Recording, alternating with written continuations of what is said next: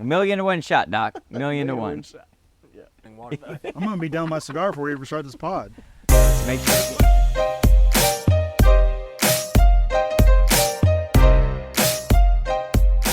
Welcome back to Two Homers and a Realist. We are 9 days away from kick, boys. It is real. It's happening. Single digits. This is it. That's single digits. That's That's Ted Williams' number. I'm pretty pumped. well, that is Ted Williams, but as far as OU players, that is the receiver. Gentry Williams. It's a DB. It's, No. Oh gosh, now we're just totally blanking on it. Lamb, I think it was 9. CeeDee Lamb is freshman CeeDee Lamb was 9. No, Freshman before all year that. he was. The hero who pulled the guy Mark out of Clayton. the car. Mark Clayton. Yes, Mark Clayton. You're welcome. He pulled the guy for Thank you. Yeah, the car wreck, the fiery Kenneth car Murray wreck, Jr. and he pulled the guys out of the burning car. Yeah. So anyway, it's 9 Joaquin days. Iglesias? That's right, Joaquin Iglesias. Yeah. Westmore football coach. That's right. There you go. We're gonna get him on the pod. It's gonna be fun. I'm excited. I'm Steve, Lucas. Connor. Jay. and we got a lot to talk about. There's a lot going down. 9 days away. The season is upon us. It's just sitting out there waiting over the horizon. We've got new information about SEC tiebreakers we're going to cover. We've got some talk about what's been going on in practice. We've got some first game fever. But we got some really big news that happened today, that became official today. What happened today, Jay? Fasusi Jerry. Michael Fasusi, 5-star offensive tackle out of Louisville, Texas. Depending on the service, number 2 or number 3 offensive tackle in the country. I believe it's only the 3rd 5-star offensive lineman we've gotten at OU since recruiting rankings kind of came about.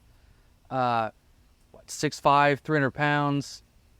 Apparently has great feet, can move very well. Just excited to see what Beanbo does. You know, he turns 3-star guys into 4-star and 4-star guys into draft picks. And he just hasn't had his chance to really work with a lot of true 5-star. Are we going to look players. back, and is this going to be the one that really just tipped it over the edge? Is this the tipping point, and things just begin for him? I mean, it's potentially, that's what happens here, right? There's a chance. Last year's class was very good too. No one quite as elite. I think Eddie Pierre-Louis was close to a 5-star last year, and heard nothing but good things so far. But again, a true freshman. But either way, we're stacking classes in positions that we need, quite frankly, going to the SEC. Yeah, and so it is just definitely a turning point. We talk about, and everyone's really been keying in on the fact that it was us versus Texas. Who else was in the running, supposedly? A&M. Yeah. He did the hat thing today. I don't know how much they were really in Texas play. Texas was the one that seemed like a distant third, Really? Okay. which And their message boards lit up 2 days ago, acting like, we didn't really want him that bad. it's a playing time thing. Yeah. It's an NIL thing. He couldn't come here and play for 3 years anyways, so that's why he picked it. Yeah. The usual Texas fodder that Yeah. when they lose or miss Sour out on grapes. somebody. Sour grapes. But the other part to that, I was telling Lucas on the drive over here, there were 4 main offensive linemen in our region, which for 1 year is actually a big year to have 4 high 4-star and a couple 5-star players at the offensive tackle position. And so it was a little bit of a, you've got to land one of them, right? Right. Well, it sounds like we've got our guy, right? Nothing's official yet till December. You've got Babaloa, who's still deciding, which sounds like a Michigan, OU, Stanford thing. Leaning toward Michigan, Right. Stanford. There was another kid that picked Alabama, and another kid that picked Missouri. Roger. So if it stands true to where everyone's committed right now, and then the one uncommitted that we think is a Michigan lean, it's going to leave Texas and Texas A&M going over It's a big deal. on I like 6 backyard, guys, yeah. high 4, 5-star tackles. Well, and I think that's a big thing to look at, right? I think I was listening to Josh McQuistion talk around some of what they're ratings were. I think Alabama had the number 2 and the number 7 offensive line commits based on their rankings, and OU would have the number 3 and the number 9. So In Foje. yeah. So if you want to kind of scale it on that, and again, those numbers aren't exact, but regardless, around that sentiment, you want to scale it there. Bill Bedenbaugh, that's the hit he finally gets that we haven't seen, and it's like the monkeys off the back. To tell you the truth. and we've seen it in and year out with Bill, where we've got the guy on the hook, right? Can't reel him in. We've gone to the final 2 on like 5 guys the Yeah, last couple years. this is the first and one. always that really missed out. This is the first one that's finally jumped out of the water, and then we can put in the boat.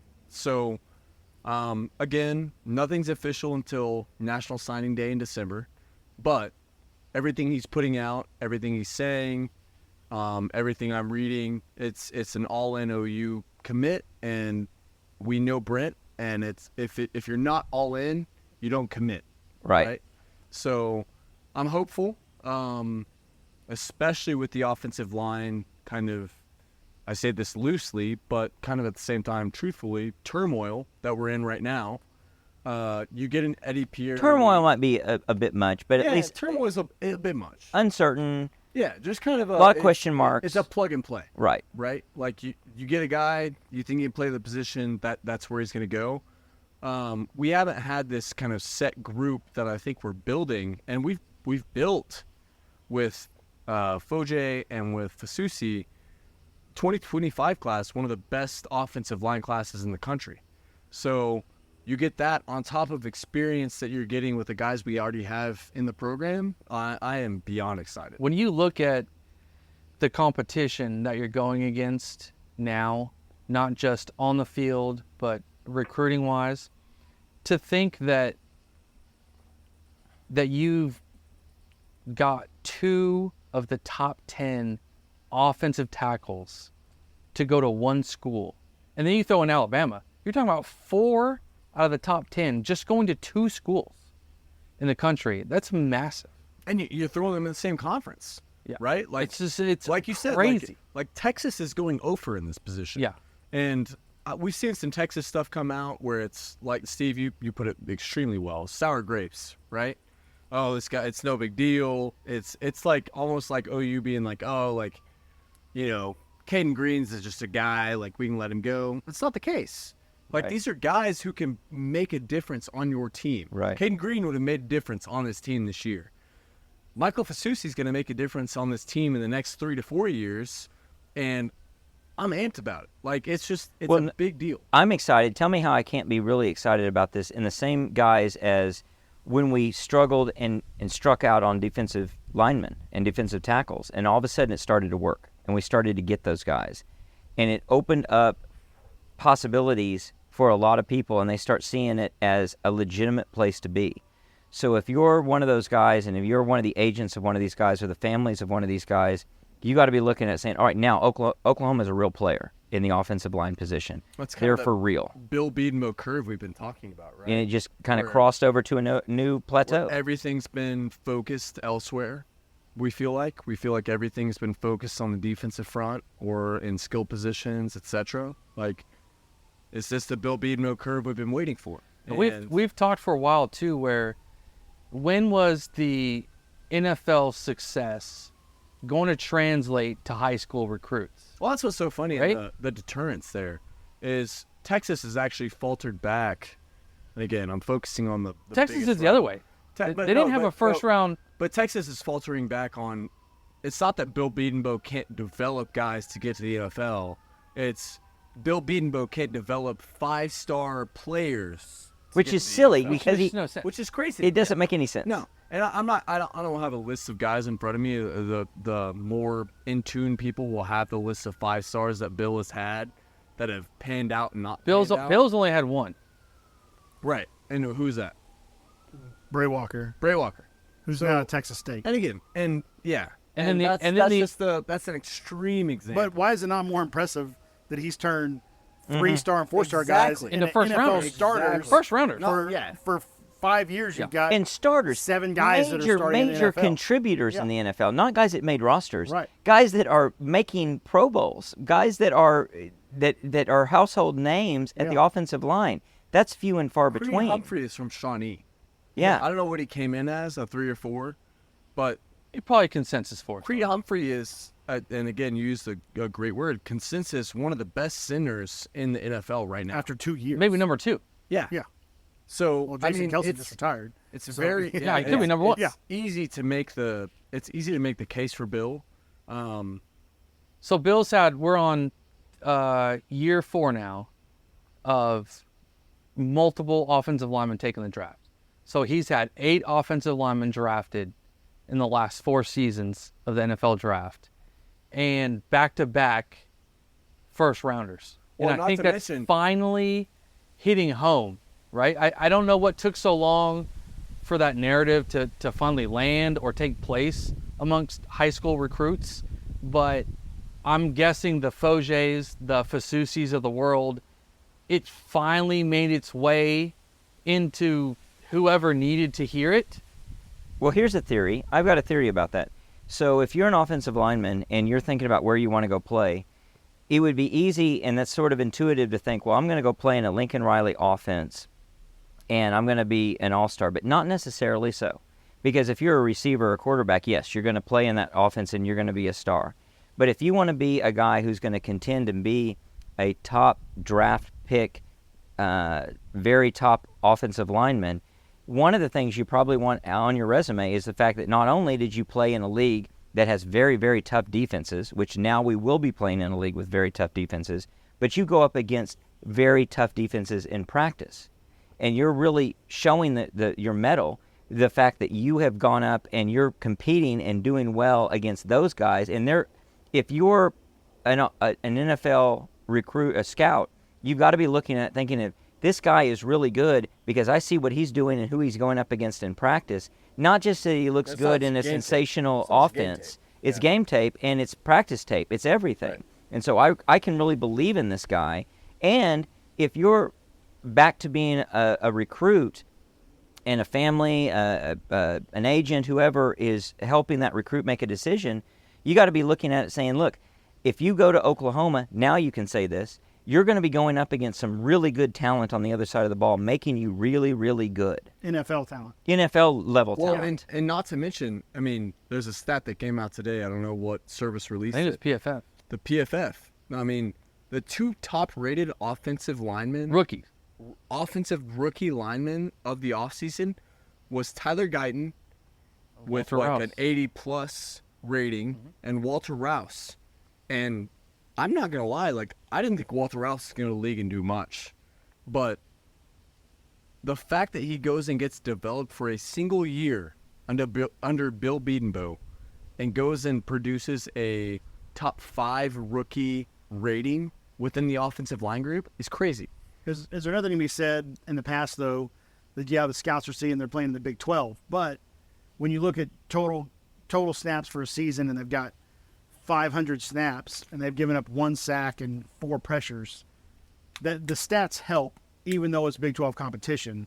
So I could go either way. Yes, it's nice that the NFL are going to get to see our guys going against NFL defensive linemen on a regular basis week to week. But when you look at overall stats during the Big 12, right, it's like, Antoine Harrison had 3 seasons where he had 500 snaps each season, 1,500 snaps, and he gave up 4 sacks or something like that.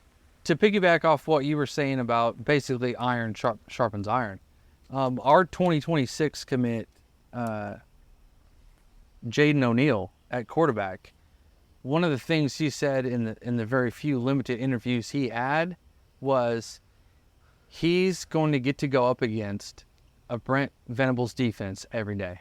Yeah. And that is 100% one of the reasons why he chose to come here. He's going to be ready for the NFL. And that is not something we have been able to sell to any offensive player 15 years. for a long time. Yeah. Right? Literally 15 years. And quite seriously. And to not change it up too much, I view what Sark's doing right now with Texas, because they're still recruiting well, but for the hype and the little bit of success that they've had, you would think that Texas would be recruiting off the charts right now. But it's a glorified Lincoln Riley recruiting That's system. what I'm saying. Exactly. Sarkisian is pulling the Lincoln Riley playbook. They're in on I think they already have 1 5-star wide receiver, and there's 2 more 5-star wide receivers that are thinking about committing. Well, guess what? They're not getting no linemen. They're losing out on D linemen. They have corners decommitting and going to LSU. It's the exact playbook of a Lincoln Riley. And we all fell for it. I'm not going to lie.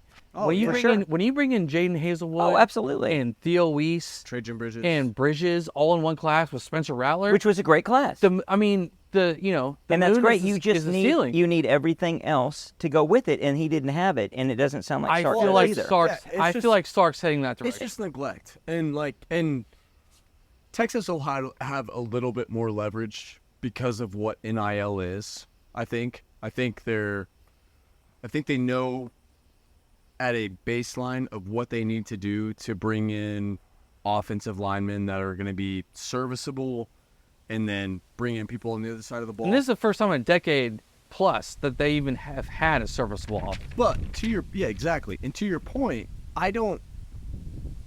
I'm massively interested in what this Texas team is going to be this year, let alone the years to come. I mean, Arch Manning's a question mark for me. I don't think he's what he's marketed to be. I don't think that you put guys around him, you put stars around him, right? And that's the thing. It's like Spencer Rattler had stars around him. Couldn't do anything with it. Is Arch Manning going to be different? I chalk those up to be relatively. I don't know if Arch parallel Manning's things. as good as Spencer Rattler. And that's to tell the you thing the truth. too. Right, Yeah. exactly. And I don't know if Like, Sark is as I good don't know. as Lincoln Riley.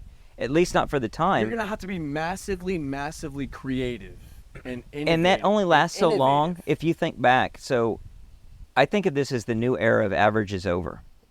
So when you look at what Lincoln Riley did year in and year out, and think about, even though we did have some stumbles almost repeatedly early on, we always faded.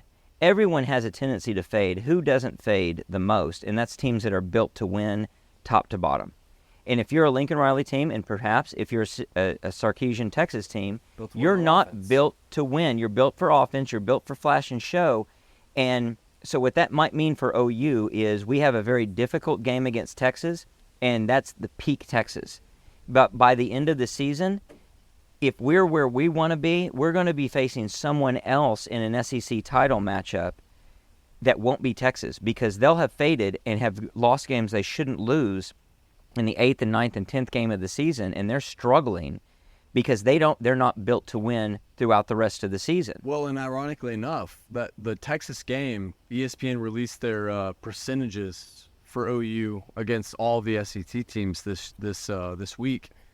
Texas is, barring none, the lowest percent, as I think it's like a 36%. No, it was like 27 or something. It was in the 20s. Yes. So a very low percentage. It was crazy. I mean, how do the metrics even bear that out? Well, I don't know. Coming off a team you just beat last year. Well, and plus it's Texas. I mean, you can't avoid it, and it's like OU. You can't avoid it.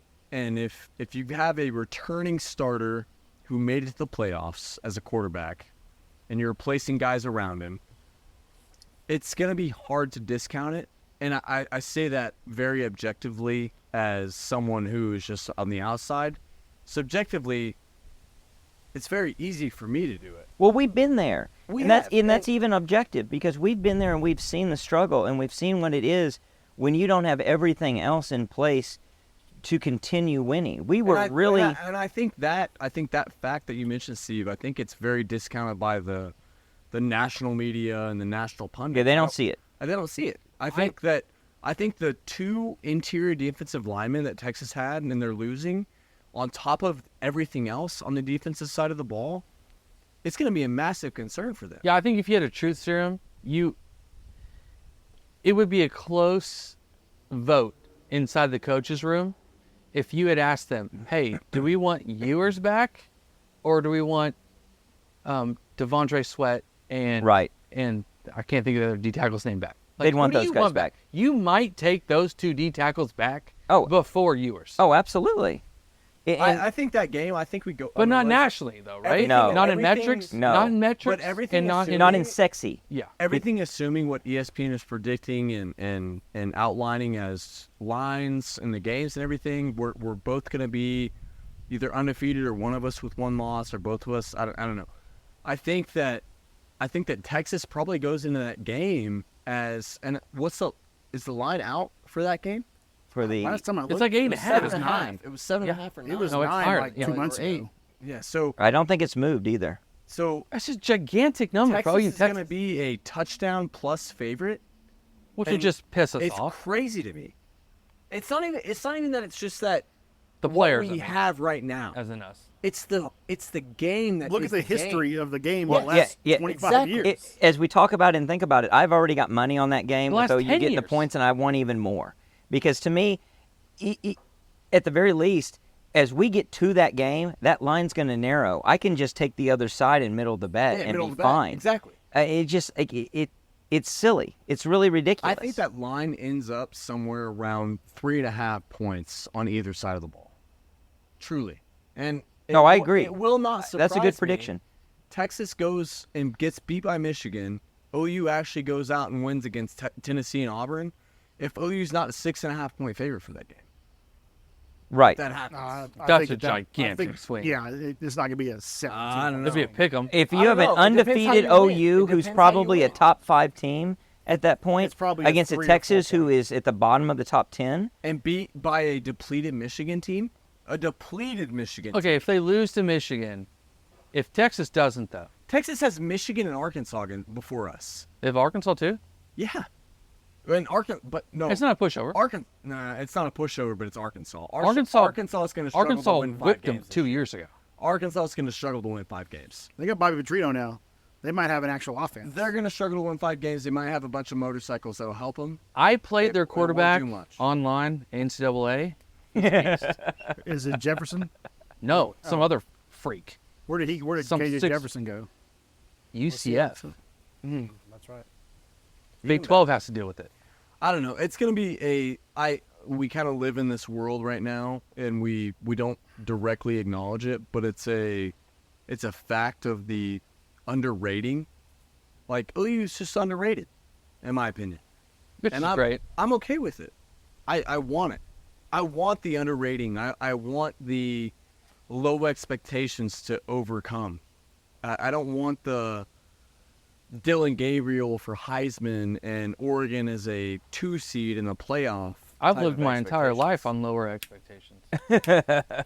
There's only room to go up That's a different from conversation. there. We'll talk about expectations and talk about the fact that we've got a lot of reason to have high expectations when it comes to recruiting. Run us through a little bit of Jay, on where we stand with current guys on the roster and where they are in the history of OU recruiting. Okay, so, gosh, just off the top of my head, we wrote this down. Is it 4? 4 of 16. 4 of the top 16 all-time recruits, right? According to 247's Now all-time, composite. going back 20, Okay, 25 years. Okay, modern. We'll call it Modern modern. football-ish. Sure. Bob Stoops, Modern, yeah. basically, Yeah. right? A good history. So you've got Jackson Arnold. You've got Peyton Bowen. You've got PJ Adebawore. And, oh, shoot, who was the fourth? Well, you got it. I guess it's Fasusi. Yeah. Is he the yeah, fourth? but, yeah, Fasusi's Fasusi. the fourth. Yeah. So Fasusi's what, the 14th highest ranked recruit we've ever had. Not 14th. that recruit is everything, but it tells you a lot. It It tells tells you a lot about what you got coming in. Well, in 25 years, yeah, that tells you a whole lot. Yeah. I mean, I think it's got names like up there, like Adrian Peterson, number 1, and stuff like that. Tommy Harris, not even that high. Yeah, and that's where your rankings are based. It's if Fasusi can pan out. No, I missed one. Fasusi's the number 5. Oh, I forgot David Stone. oh, right, yeah. Yeah, David Stone. So you've got Who Jackson will be Arnold. on the field this year? Jackson Arnold is the 7th all-time recruit. PJ's 8. David Stone is 9. Fasusi's 14. And Peyton Bowen is 16. So we currently have 4 starters. Well, PJ's iffy. 4 guys currently on the roster in the top 16 all-time OU recruits. All-time 25 years. Yes. And David adding a 5th. David Stone will start, but David Stone's going to be lucky to get on 2 deep, in my opinion. Initially, because he's a true freshman. Well, it's not going to stop Jaden Jackson from being on the field. Which says a lot. That says a lot. I think a misgrade or a Not to mention, low eval. Taylor Tatum's in that 25-ish range to 30 range. Who's Yeah. also He'll on see the some field. He'll see some plays. All of that is extremely impressive and a reason to be very optimistic about where it's building. Obviously, in 2024, that's going to have an impact, but then down the road, that has a big impact. If you can, it's really something that you can't even greedily expect to happen, that you could duplicate that. But if you can surround that with other talent in the coming years, when you think 2, 3, 4 years into the future, where this team could be as a result of that momentum, if you can keep it up, that's a top caliber program, absolutely. Well, you have to turn into Georgia and Alabama. I know that's an extreme case, but for what we want, On paper, it definitely is realistic. yeah, and for what we want and what this program is capable of, and we talked a bit about it in the last pod, for what the standard we set is, I don't want some one-off national championship where we edge our way in, and with a 12-team playoff, it'll be difficult to do that. But you want to be one of the I'll take a national championship. you want to be one of the peripheral teams that can maintain success. So Well, we've been there for the last 20 years. We have, but we haven't. We've had deficiencies. So just for some A realism, lot of. I mean, almost every team has deficiencies. Uh, Even the teams that win it all have deficiencies. correct, but not to the level that we have. I'll say. You don't think there's been a fluke national champion in the last 15 years? yeah, Michigan last year. But there, I don't think Michigan was that good of a they football cheated. team. No, I don't No, know. I Whoa, agree, whoa, but whoa, what's what's the the fluke, point? though? What's What's the the point? Fluke? What's the fluke? I think they. I don't understand the point, I though. just feel like it all fell into place. But maybe I missed the point. What's the point? I don't know what the point is. The point is, Connor doesn't want to win just one national championship and then You fade don't want to away. be out. No, You don't I want want to be LSU. I want a Of course, sustainable everybody future. wants that. You don't want to be I want a LSU. sustainable future. We're talking about LSU. You don't want to be LSU. No, I don't. Yeah, exactly. LSU wins Exactly. one, falls I don't off. want to be 4 years later, 5-year wins. team. I would take And, that. and if anything, they lucked into several in the last 20 years. We don't want to be They that. should have won 03. And we don't think that we're going to be that. So what we're building in terms of recruiting, I think, is something that's built to last, not built to be a flash in the pan No, and it can't be. by any means. Do you think it's a flash in the pan? But it can't be. With No, but I'm saying NIL. I wouldn't mind having LSU. I mean, their bad years are 8-4. I mean, have they had a horrible year in the last 15 years? Yeah, but again, back to But my they've got, since I see 04 both sides. I see But both back sides. to the my- last 20 years, you have 3 national championships. well, that's not. We're not sitting here picking and choosing what we want to be. But I think a realistic expectation is OU football is ahead of LSU football. Historically, it's ahead of LSU football. I agree with that. Our sights are ahead of that. Well, and you want to. And I think they're realistic. But I would rather have 3 national championships in the last 20 years than 0. Well, of course, yeah, no kidding. Even if it included Sure, we would. a couple 8-4 seasons and then No 11-1 one's and then trading a that national away. championship. Yeah, but no one's trading that away.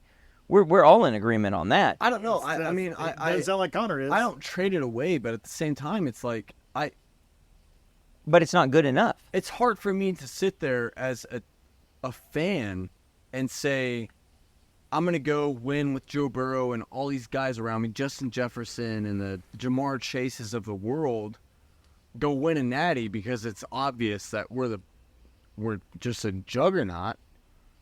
And I'm going to take 4 to 5 years of inconsistent, not good play.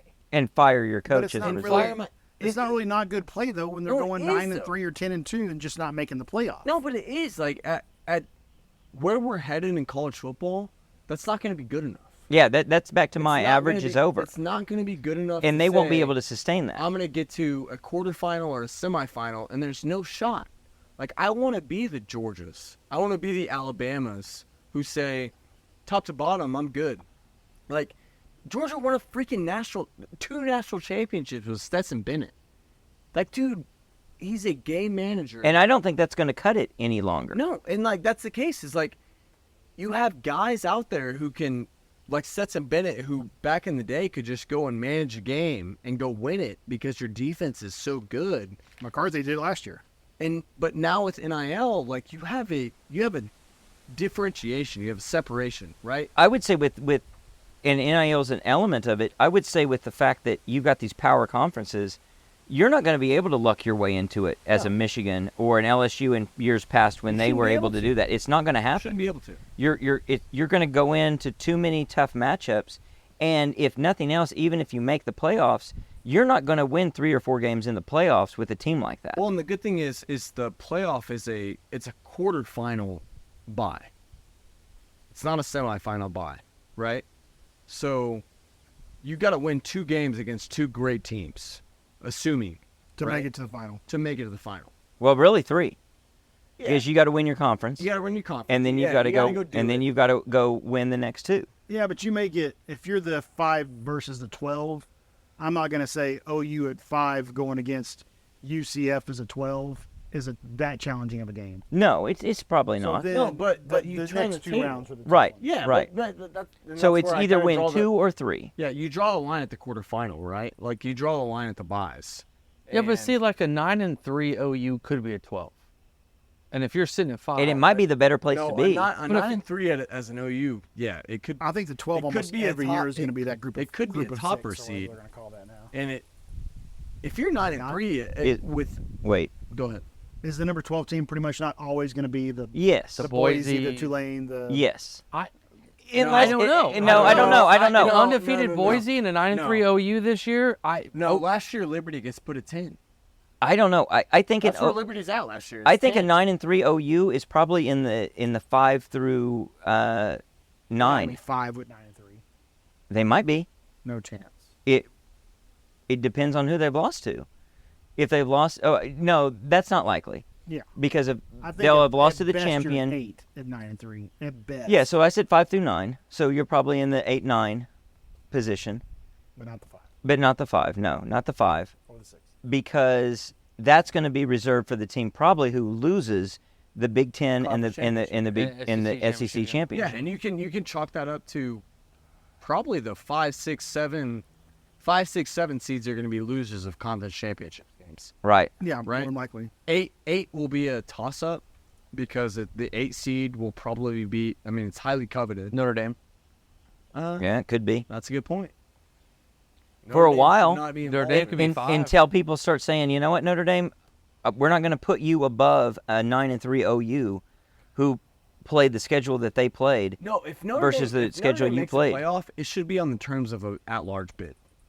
It should be on the terms of Like a group of Liberty, 5. A Liberty winning their conference championship, Yeah. and Liberty should get the 11, and Notre Dame should get the 12. That's how it should be. I don't know. It's just I know I seek the playoff for sure. I don't think we're going to make a conference championship this year. I don't. I do think we might be that last team left out, and it will be interesting to see where that falls in the debate. Of Where? who is the home field playoff contender? Who is the away field playoff contender? Where we might make the playoff is if we win the tiebreaker. So let's talk about SEC tiebreakers that got released today. So I'm going to run you through what the tiebreaker is to figure out who plays in the conference championship. 5 or 6. It is six different things to determine who would be. And It's thankfully they came out with this before the season started. yes, Because so there there's was- not there was controversy. talk and good for that they them. may And not- did the they may Big not have it Ten figured yet out come out until- with theirs? The who? The Big Ten. They need to, or it's going to be a lot of I controversy. mean, they made it up as they went along in the COVID year. Right, exactly. Well, no, they didn't just make it up. They made it up and then they changed it. Yeah. Well, yeah, and The week and of. The what I was conference worried about with championship. the SEC was they're going to go SEC route. They're going to make it up as they go. So the tiebreaker runs like this: head-to-head competition among the tied teams. Makes sense. Next is record versus all common conference opponents among the tied teams. Also makes sense. Next is record against highest, that is best, and I like the fact that they spelled that out so we all understand it. record against the highest placed common conference opponent in the conference standings, and proceeding through the conference standings among the tied teams. So does that mean they go through, if you and me have a tie, and you and me both played Arkansas, and we won, they go down to the next opponent? That's my understanding of how it's going to My work. understanding as well. Now, here's where I think they actually have an error in what they said. I think they're going to have to clarify this. Cumulative conference winning percentage of all conference opponents among the tied teams. I think that must mean cumulative conference winning percentage versus all conference opponents among the tied teams, rather than looking at the conference winning percentage against conference opponents, because that wouldn't necessarily be fair. That's the only place they don't say versus. Read it again. Cumulative conference winning percentage of all conference opponents among the tied teams. So it's the way they have it written is that they want the cumulative winning percentage of the teams that I've played versus the teams that you've played that are in the conference. that are in the conference. I think it should be the ones that you've Played versus conference that you've opponents, played not collectively. yeah, Not played. well. This would be just winning percentage of all conference opponents. So that would mean that if I played, Texas has a way better. If you play, Yeah, 'cause they have a way better if you play percentage. Texas, Yeah. and I play Kentucky. yeah, I want to know that you lost to Kentucky. It needs to be a versus. Otherwise, it's just everybody in the conference. Cumulative conference winning percentage of all conference opponents. Tiebreaker kind of ends there. I don't know. Capped relative scoring total scoring margin versus all conference opponents among tied teams. It never spells out what the capped is, so I don't know what your upper limit on how many points you can score.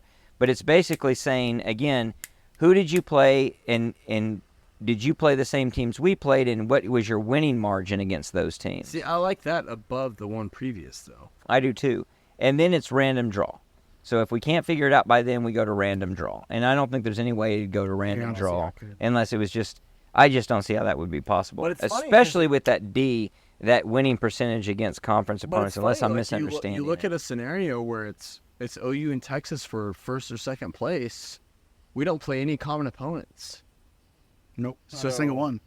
I mean, you go one loss in the SEC. So head to head, well, they'd win head to head if whoever won the head-to-head. OU Texas game. Yeah. That's fair. So it's the first. So that But that no, okay, so could let's- matter. Let's say OU loses Texas, OU loses Auburn, Texas loses Georgia, Texas loses Kentucky, right? Texas still gets in because they beat us. If that's what you're going off of. That's fair. Head to head. Yeah, Which is what should be the first.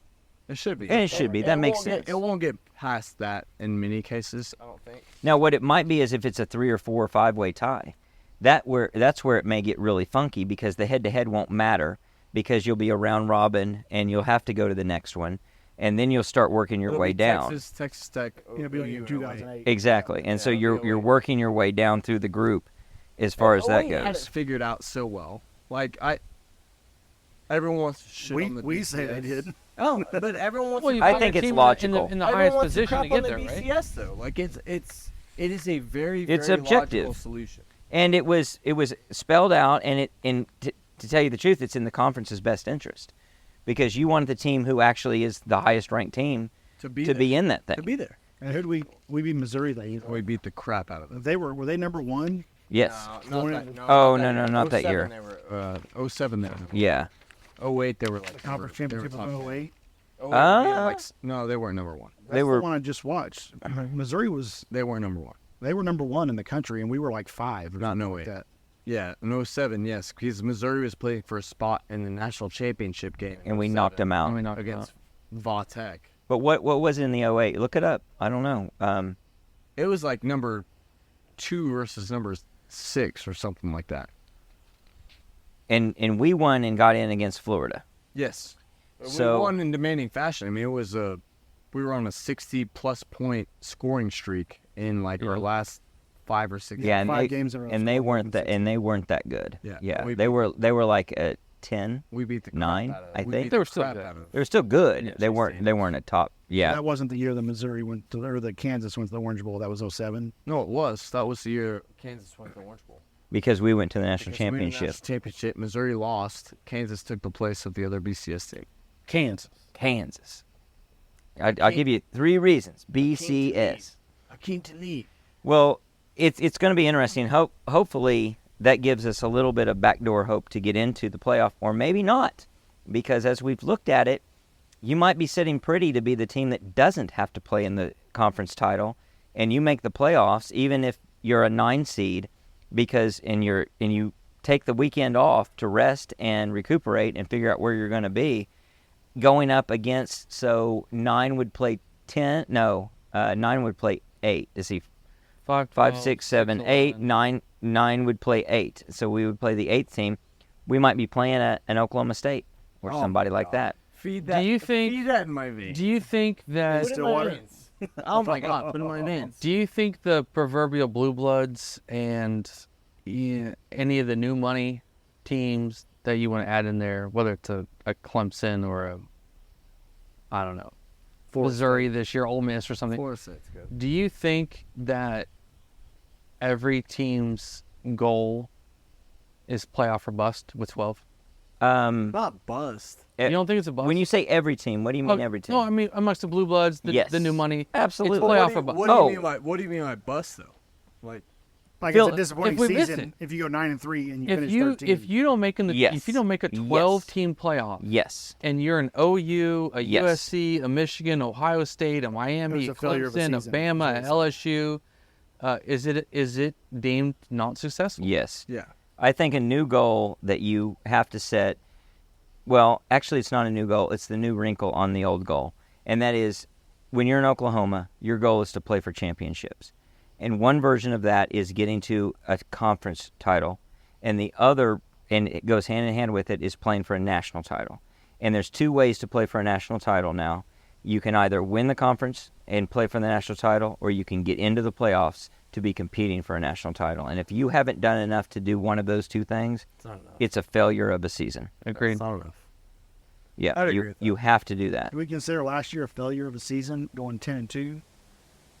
Well, in the guise of that season, probably not, because it's a rebuilding season. Right. But in the guise of what Oklahoma's trying to do, yes, because we've been in a multiple-year failure to achieve what is an Oklahoma goal, which is to be a championship-level football team. Do we make it last year? No, we're not. Well, you say that, but They would have done some they might reconfiguring, have done some refiguring, yes. yeah, of the teams that made it. And I think that will happen going forward. I think the controversy is going to be when they the 9 through 12 maneuver, not just maneuver who gets in and who doesn't, but where those games are played How many times? and who those opponents are going to be. How More many ratings times does factor? it take? Yes, absolutely. will. I think all of it will factor. I think it'll factor, like when we talk about Oklahoma versus Oklahoma State, I think they're going to look at it and say, A, we want OU to play OSU, and B, we want them to play in So Norman. we'll go ahead and make them 8-9. And we're going to whereas make they could have OU, made one and we're going to 8 make OU 8, 8-10. and they're going to be 9 because we want that game in Norman, and we want a bigger crowd and the big league facility What's to the do it. refereeing situation in the playoffs? Will it I always don't be know. an out-of-conference ref crew? They probably keep that. Like if it's Big So it'd be a 12 big- versus SEC, you get a Big 10 reffing crew. Yeah. Right, or an I would SEC imagine ref so. crew. Hopefully, It's hopefully it's set up that way it's and not the probably- home team gets their Oh. conference. That would be It's awful. probably predetermined. I would imagine. I would That's how they've done imagine bowl it's- games. Right. I would imagine they try to neutralize it as But much with as they fewer- can. You got one fewer conference. With Right. The Pac-12 essentially being. But you gone. have as many teams, so therefore you have as many referee crews. So the bad thing is if they pull in a crew from the AAC or whatever the Pac-12 is or something, and you get these guys who seen it. are basically high school level, Big 12 level, high school level officials, and you don't know what to expect going in. How many times do you think it takes for the Liberties of the world, the Boise's, etc., to get into the 12-team playoff, get thumped before we just stop that? Twice.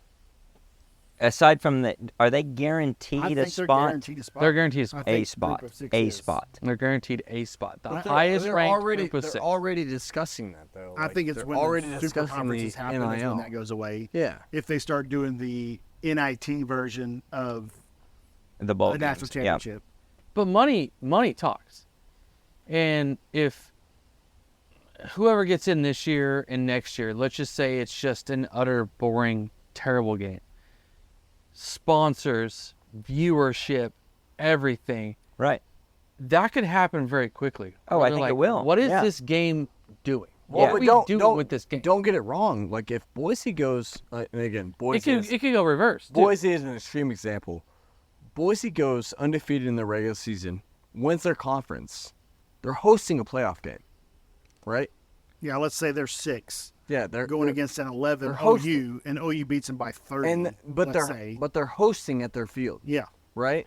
So that by itself is just like it's a massive bump. Do you think they get that high of a Yeah. ranking? No, I If they're do. undefeated, No, I do. I think the committee. I don't. I can It see them getting depends. 5 or 6. I think I it feel like depends. the non-group of 4 representative is at best at 10. I would agree. I would I'd look at agree it as as a well. voter, and I would say I don't know. You look at these teams They that won't perennially. Unless they had won't a- do it. You look They at these won't do teams it. perennially Unless they who had And out of a conference. rare non-conference conference win. They big won't do time it. win. They won't do it. In Appalachian, But they haven't done it. over They Michigan haven't time. rooted. That's They the haven't thing, ranked these teams that high. Well, you said Liberty finished 10th last year. Yeah, I mean Liberty was top. They 10. struggled to be 10, and that was before they could manipulate they it had a and loss. care who was 12 and who was 10. Yeah. And not a good loss. I mean, not a quality loss. So I don't know. I side with you, Jay. I think that they're going to look at it and say, look, we've got a team in the number 3, the number 4 team in the Big 10 and the Big 12 and the SEC who has truly, obviously played a very difficult schedule. Completely non-comparable schedule. And there's no way I'm going to rank this team who has cupcaked their way into a great record to be above a team that we know has played top-notch competition and just came up short. I don't think they're going to do it. What pains me to bring it up is 07 is great and a great example. Like Boise State, OU in the Fiesta Bowl is a great example, right? Boise State plays the schedule. They go undefeated. They get to play the juggernaut that is OU, right? Is that 07 or 06? 06 season, 07 Okay. bowl game. Fiesta Bowl. 06. So you get that, and it's like, all right, like I get to finally go prove myself. I do think that needs to be on a better seeded team. If that game's played today, That's a one offer though, But because yeah, that's but if that game's- let's give it everything. Let's yeah, every and if trick that in the game's book, played today, every effort I in the want book. that game played on my own field. And the next- honestly, if the next I week- think everyone is going to see every power decision maker is going to see it that same way too. They're going to say, unlike back then at the end of the 06 season, when they're just seeding the Fiesta Bowl and they're saying, all right, this is a bowl, blah blah blah. It doesn't matter to the big scheme of everything. They're going to look at the big scheme of everything and say, no. Now we're going to structure this so that they do not want a Boise State versus Liberty No. in a national championship. And they don't want it in a way you could say that's manipulation, but I think truthfully they'd say, we know those aren't the 2 best teams. We're not going to position teams to be in a way to play that way. So I think what's going to happen is you're going to have a complete don't have to watch it game between who cares and nobody state, where one of those teams is going to win to go to the next level to get beat by a real football team. That Boise team, if they were to advance that same season, they lose by 40 points the next week. Yeah, easily. That's just how it goes. And vice versa. If they had played Oregon first and Boise just puts everything they've got into that game, they lose to OU by 40 the next week. Yeah, It's not by 40. 20 probably.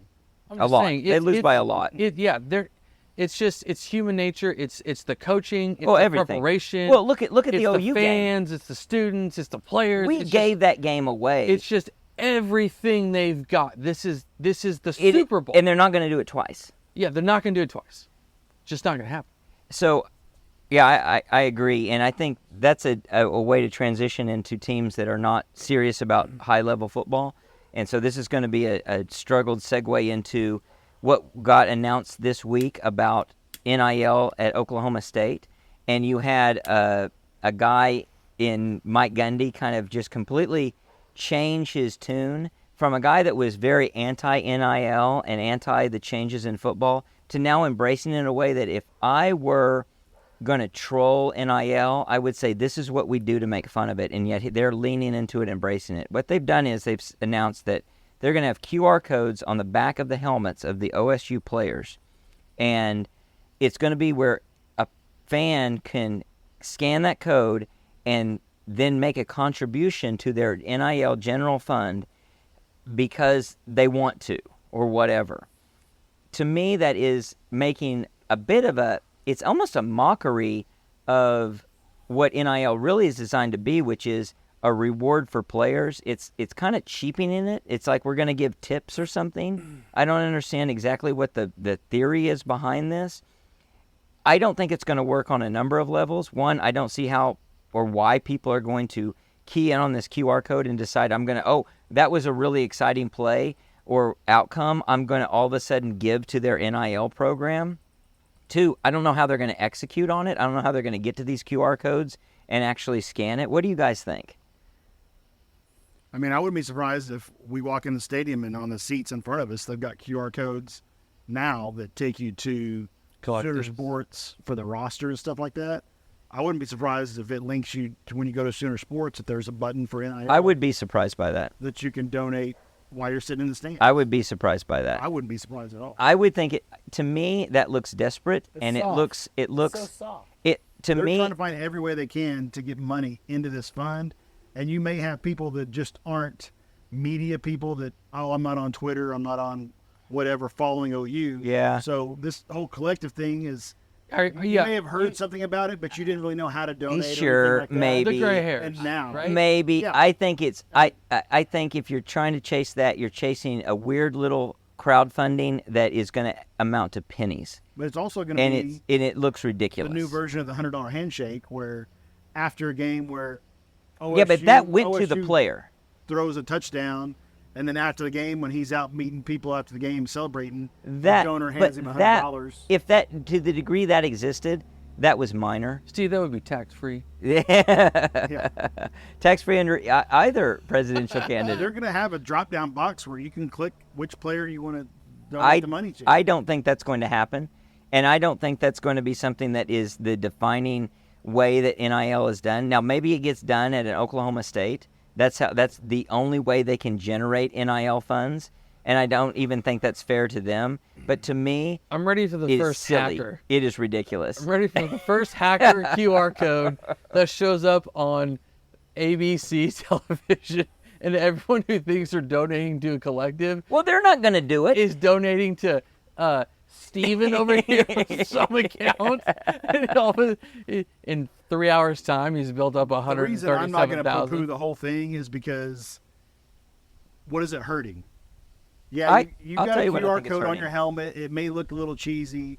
In the program, when you walk in the stadium, it's got the same QR code for the fans, or it's on the seats or whatever. Who cares? I think it looks cheap and stupid. I think it looks like, to You me, said desperate, but I think it to looks me, desperate. as a fan, it doesn't bother me a bit. Who cares? Maybe, and I don't maybe I'm want to wrong. see QR code on an OU helmet, but if it's on the seat in front of me, if it's on a media guide, I don't care. Maybe so, but they're advertising it very direct to the player, and we're gonna reward the players for doing really well. To me, it just comes off as something that is trite and silly, and it's like tip your server. It's like a comedian saying tip your wait staff at the end of the performance. What if you're watching the Brent Venables postgame show, and in the corner of the entire show is a QR code It will be. while I mean, you're watching Brent Venables I and think Dean that's the Blevins do theory. the postgame or whatever? I don't don't think that'll happen, and if it does, I don't think it'll amount to much. What's the downside to it? I think the downside, well, it depends on how it's executed. And that could be executed well in a way that I think this Oklahoma State thing is executed poorly. Because I think it looks like the only way we know how to raise funds is to do some strange little crowdsourced, what do you call it when you do the Facebook ask for money thing? For Ollie Gordon. Yeah, just like GoFundMe. GoFundMe. It's a weird little GoFundMe page that to me looks ridiculous in the scheme of these programs that are actually garnering millions of dollars. Maybe not. Maybe my perception is wrong about it. But I think it also looks kind of like these players are for sale in a way that is again, back to the way Mike Gundy reacted at Almost first demeaning. to NIL. It's demeaning. It Yeah. is definitely demeaning.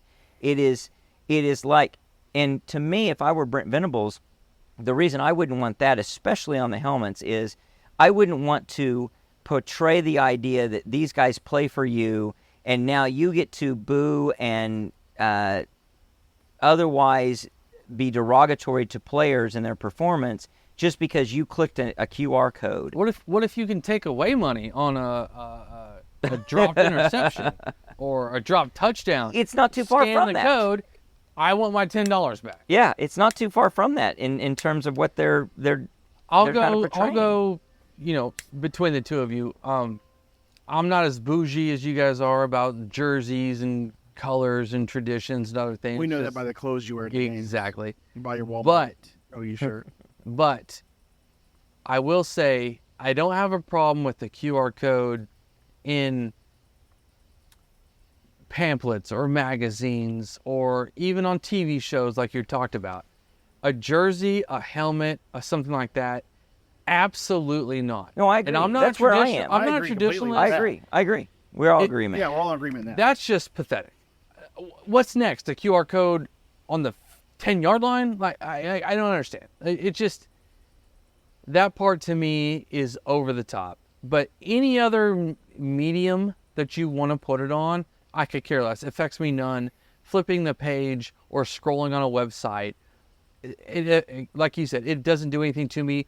On your seat back in front of you, nothing. It But doesn't do anything to as me soon as either. you I just start- don't think they'll do that. As soon as you start messing with a jersey, a helmet, something on the field, I don't know. That part to me just gets, To me, what are we doing here? and maybe this is an extreme view of it, but I look at it tantamount to the announcer saying, okay, OU fans, let's raise money, and if they get to the goal line, we're all going to contribute, and we're going to have a raffle, and we're going to, a 50-50 raffle. Everybody put in $1, and if they score a touchdown, whoever, we're going to have a random draw, and that person wins half the money, and half the money goes to NIL. I'll take it. That's I'll take it to that's what it looks like to me. an on the field issue, where what happens if it advances from a collective to donating to an individual player, right? And it seems like that. What if you're Yeah, what if I you're think inside the that's going to be an option for them. yeah, but what if you're inside the 5? For OSU. I didn't see but, that. But here's the deal. That's what I heard on the radio. As a coach calling plays, as the head coach, the offensive coordinator, or as a player, right? You're inside the 5. Give me the ball. You throw 3 fade routes in a row, and your running backs all of a sudden. Well, I tell you what, Ollie. transfer. We know what Marshawn Ollie. Lynch. Why are Ollie you not Gordon. giving me the Ollie ball, Gordon will walk coach? off the field. Because that touchdown, No. that He'll- might be a $20,000 touchdown. He'll limp right? off the field because he fakes an injury every time True, that he but doesn't get something. You get what I'm saying, though. Right? Yeah, That- absolutely. Like that could be a $20,000 touchdown. Okay, who gets the ball? Who made the call to get that ball? Or what happens when it's unsuccessful on 4th down from the 3? Right. Why did you throw a fade? And then it's locker room issues with the players too. Yes, it's a huge. That is like a incomprehensible problem that you can even really gather. When I look at the way OU has done NIL, and I compare it to this, I look at somebody that's a professional organization that has their stuff together, and has a game plan top to bottom that makes sense for the program versus a group that is kind of like, wow, there's money in this. We need to go get that money. How can we get money? Let's pass the collection plate around. Yeah. It looks weird and cheap to me. Yeah. And I would hope we would not stoop to that level. And maybe my perception is over the top, but to me, it is not the way I want to see it presented. I don't want to see it cheapened to the point where we're scanning and rewarding players to the effect of a $100 handshake or to the group in the form of a $100 handshake. This is a touch off topic, but moving forward, where they're talking about basically a salary cap for these teams for NIL, and they're trying to think, well, how are we going to structure it, right? Every freshman gets $50,000. Well, then if you become a starter in year number 2, you get a $25,000 bump. Or if you're a preseason All-American, you get X amount of money. Those are subjective things, right, with big dollar amounts on the line. Who's to say that if it's worth $100,000 to me to be a preseason All-SEC linebacker? Are you thinking hey, Steve, Tanya how you Harding, doing Nancy here? Kerrigan? No, I'm just saying, let's go to dinner. Let's. Right. Make Where sure do you like to eat? Just to put me on All right. a list that doesn't even mean anything, Right. but it boosts my NIL. Or to say a starter. Like, we've got people this season, right, who there's position battles. We're not sure who's going to be a starter, who's not going to be a starter, right? There's going to be some oars on the list. Right. Well, what if being a starter versus an oar is some sort of NIL boost? Well, what are some of the oars we got, Connor? What are some of the position battles we're looking at? Linebacker, safety, wide receiver, defensive tackle, defensive end. end. I mean, you just run down the list. Yeah. So I think that's the nuance that a good coach and a good program has to navigate to understand and know you have some delicate issues that you could introduce in your locker room, among other places, that could be very detrimental to your on-the-field success if you're not careful about how you do it. Now, to take the other side to a degree, they deal with this in professional sports, but in professional sports, they don't decide, aside from maybe a little bit of a bump. I don't know if there's any kind of a bump that you get that's written into if you're Pro Bowl or something like that. But not like if you scored a touchdown. That's taken very seriously. And it's structured and it's determined ahead of time. And otherwise, it's in a contract. It's not something that seems like incentive-based. It's incentive-based, but it's not willy-nilly for sure, and it's definitely not something that is so fluid as to I'm worried about my position here versus I'm worried about how my team is actually performing. Yeah. And a good team is going to position themselves to perform well. This doesn't necessarily intrude on that, but it introduces some bad incentives potentially, and it definitely introduces, I think, just some bad taste. It's a bad form of how to do the NIL. The way I look at it. We see a commercial on the jumbotron for what is it? One Oklahoma? Is that what the collective's called now? Right. Yeah. For One Oklahoma, in between like a TV timeout with a QR code on it. That makes sense to me. That makes sense to me. The Sooner clubs had that makes sense. Oh, that makes sense for sure. So yeah, One Oklahoma. If you want to donate, shoot this QR code. Blah blah blah. It doesn't need to be on helmets. Yeah, that's all it needs to be. When we first saw this, I texted you guys and I was like, so the people in the first 5 rows are going to be able to, they're going to be in the stands behind the sideline and they're going to be able to shoot the QR code of a player. Right. Otherwise, or you're going to pause your TV when they happen to show the back of a helmet in the third quarter randomly when a guy catches the ball out of bounds or doing a super slow-mo. Yeah. You're like, oh, wait, there's a QR code. I got to pause it. Make sure I donate because that guy caught the pass on the sideline. Yeah. I mean, the mechanics of it don't make sense. Make any sense. It doesn't make sense at all. It makes total sense to do it in media, the program, the seat back, the jumbotron. I agree with that. On the helmet makes no sense. I would assume one small smudge or nick would mess that up. Would mess up the QR code. Yes, exactly. I don't know. To me, it's something and to send it directly just to Justin's account. Well, that's we can set up the office space situation. Yes, where it's a I just rounding need a decimal. We just get a penny for every time they do that. Well, that also introduces, with all of this, that's always an issue. Who am I donating to, and how is this money being used? And that's going to come under more and more scrutiny. So you better be prepared to account for and be auditable to say this is how we spent the money, this is where the money went, and this is who got paid what. And that's something that'll continue to come up. And we just had the big Social Security number leak nationwide, right? Have you seen that happen? I think it was in June or something. It just came out. It's only that- 300 million. Yeah, it's like 300 million Social Security numbers. Was it got the leaked. AT&T one or a different one? No, it was the Social Security Administration. Service or something like that. You telling me the government screwed something up? They the name- hacked the entire system. Name, birthday, Social Yeah. Security number, addresses, and phone numbers. Because I looked it up, and everybody I know is on there over the age of 30. My kids weren't on there. Me and my wife were on there. Parents were on there. Cousins. Everybody I looked up. See, I'm illegal, so you I'm pop not up on there. So if the government can't control Right. information getting out there, who's to say that whoever's this collective, somebody doesn't hack into their account and start Well, posting, you donated this, or more Steve directly donated fraud. $10,000 to the one. Who wants to have that information? Well, out more there? directly just fraud, right? Yeah. So we produce QR codes. You can produce QR codes willy-nilly as often as you want, and we can call it whatever collective. People are going to start getting a little bit leery of just clicking on any QR code and deciding, I'm going to, here you go, and $100. Where'd it go? I think it went to Oklahoma State, but I don't who know. Are they selling the advertising? Or if you donate money, Right. Who is that collective selling your information to? Yeah. Ad yeah. space wise, It's only to a where bank you start account. getting emails from random places that you've never subscribed to because somebody figured Or out. automatically subscribe you to a million different things. So it's Yeah. execution is everything. And to me, that's where I have the first hiccup here is execution. This is a really poorly executed NIL plan. It looks bad. This is not the way you do it. And I would be very disappointed if Oklahoma came out with something like this. And I'm very glad to not see it. And I'll be the first one to criticize if they do something like that to that degree. And you got to be just very careful about it. Well, let's end on something that's more of a high note, and that is just how excited we are about the first game. We've got another pod coming up where we're going to make a lot of predictions about the season, a lot of predictions about where OU is going to finish, where the other teams are going to finish over under. Let's just talk about first game and how excited we are about that, because we are 9 days away from being in the thick of it, guys, and that's just a lot of fun to me.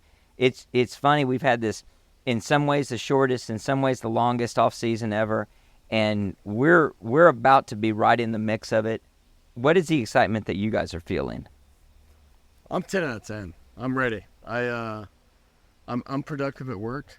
It's, it's all I think about. So no, it's Temple, and we have two not great opponents after that, but I'm excited. I think it's gonna be good. Excited to be here. Excited to be at the tailgate party and all the other things. So I try to be productive at work, but as soon as I kind of put it away and I'm like, all right, I'm going to get serious and focus on work, and somebody walks into my office and they start talking about OU football, and I'm back at it. And and all of a sudden I'm having the same conversation for the third time that day, and I'm just as engaged. I'm okay. Because, it's just like they're talking about what they're hearing and what they're thinking about. Yeah. It's exciting times. I'm waiting We're for also- the Homer in the Office podcast where you just set up a microphone on your desk, and when people start walking in, you push a button and y'all just record whatever random It conversation would be you have in the office. really, really good. It's kind of like 90% of the conversations I have at the water cooler now are just OU football and what to expect. And the OSU football fans, they just kind of walk away from us and they don't want to hear about it. And so it is, I don't know, it's palpable. I expect dominance from the Temple game. Absolutely. Like, I don't think From the get-go. Temple's not very good. If there's more than, I don't even want to say 10 points. If there's 7 points on the starting defense put up by Temple, I might just cash in the whole season. I'm done. I've had enough. But seriously, I just think, you need to go out there defensively. The defense is the leader of our football team to start the season. I hope the offense is maybe, I don't want to say better than what we think it is, but the defense is ahead of the offense right now. If the offense can catch up, that'll be incredible. We hope it's better than what we think it is. Defensively, I think we need to see domination, physically outman them in every avenue. And offensively, I really think it's going to be hard to gauge. The offensive line is going to be a patchwork. I think there's going to be people rotating in, people that wouldn't be playing, that should be playing, and etc. And mostly you just want to see good execution. You don't want to see Arnold. A lot of people are complaining about turnovers. I think turnovers are very specific to the situation. If he is throwing a crossing route and just does not see a linebacker from Temple, that's bad. That's real bad. That's bad. If there's nothing to lose and we're up 21 points and he's just trying to fit a ball in 50 yards down the field and it's picked off, whatever. Right. That's a good point. It's a whole different That's a perspective. really good point because if he throws an out route Yeah. late, and you're like, dude, what are you doing? Right. Like, even if it's a completion, you're like, 3 weeks from now, that's a pick six. Right. So there's different things to look at from a casual fan when it comes to Arnold. You don't want to see a couple of those Arizona interceptions, Right. Yeah, That's and what you don't Arizona wanna was see, especially against a Temple. good team. Yeah. Right? Yeah. You But see yeah, those you don't against Temple. you don't want to see those You mistakes. can wear. I'll say it as a Sooner fan. You see 3 picks from Arnold on players he just didn't see, or he stared down people. I'll go ahead and Very say worrisome. there's a very, very big problem. Right. But if he's forcing a ball on a 60-yard bomb to somebody, or he just wants to try and fit it into a hole that's really not there, but he just wants to show off his arm or something, that's a whole different story. I think you're right. Context matters, and so we look at that touchdown to interception ratio or completion interception ratio.